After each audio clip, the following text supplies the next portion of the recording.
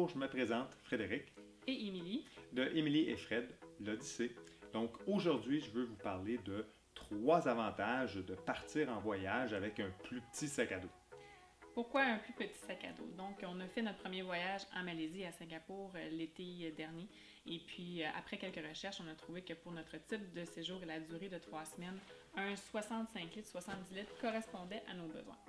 Maintenant, avec le recul pour notre prochain voyage à Bali et après les petites aventures que nous avons vécues, dont on discutera un peu plus tard, on a trouvé que d'avoir un 38 ou 40 litres correspondait mieux à notre type de voyage et pour la longueur de notre séjour. Premier avantage, c'est évident, donc on parle du poids. Donc un 34 litres, 38 litres, c'est sûr que c'est beaucoup plus léger qu'un 70 litres comme ceci. En plus de ça, l'être humain a tendance à remplir ces espaces vides-là. Exact. Donc, aussi, par expérience aussi, on s'est rendu compte que finalement, on porte tout le temps les mêmes t-shirts, les mêmes shorts. Et il y a beaucoup d'items de tout le voyage qu'on n'a même pas touché. Une petite anecdote, on était à Singapour, on était malade, on était fatigué, il fallait qu'on change d'hôtel à 10h30 le soir et on avait juste une petite marche de 20 minutes à faire. Mais je vais vous dire, cette marche-là avec le 70 litres sur le dos était interminable et très pénible.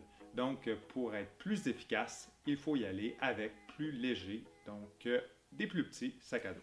Deuxième avantage d'avoir un plus petit sac à dos en voyage, c'est que vous pouvez l'apporter à bord de l'avion avec vous. C'est-à-dire qu'on limite les pertes de bagages et on limite le temps d'attente au carrousel.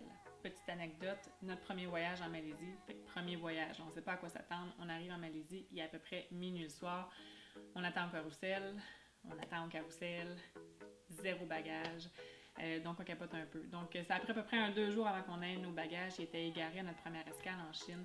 Donc, pour éviter ce temps de panique, ce temps d'attente-là, apportez un plus petit sac à dos, s'il vous plaît. Ça va aller avec vous dans l'avion. Vous évitez justement, c'est ça, le temps d'attente et puis la perte de bagages. Troisième avantage, on parle du prix. Donc, un plus petit sac à dos, c'est sûr, ça coûte moins cher qu'un plus gros à la base. Ensuite de ça, souvent dans les plus petits sacs à dos, les rain covers, donc un sac pour protéger le sac à dos contre la pluie, sont souvent inclus dans les 70 litres. Il faut souvent les acheter à part.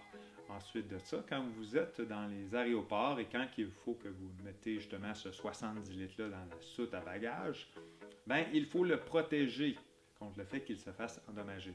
Donc, soit que vous le wrappez, ou sinon, vous achetez un sac de sécurité. Encore, on parle de frais de plus. Un plus petit sac à dos vous permet d'éviter ces 2 frais-là.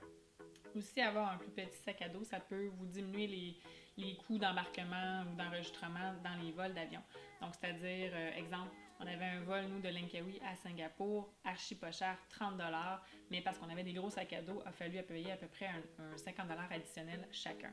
Donc, d'avoir eu un plus petit sac à dos, on aurait pu profiter pleinement de ce prix à rabais et puis ça aurait évité des coûts. On n'oublie pas le temps d'attente au carrousel et puis les risques de perte de bagages. Plus petit sac à dos coûte moins cher. Donc, les 3 avantages, donc on parle du poids, on parle ensuite de ça, de la perte et on finit avec le coût. Donc, si cette vidéo vous a été utile, donnez-nous un petit thumbs up. Ensuite, abonnez-vous à la chaîne. Là-dessus, une bonne fin de journée. Salut!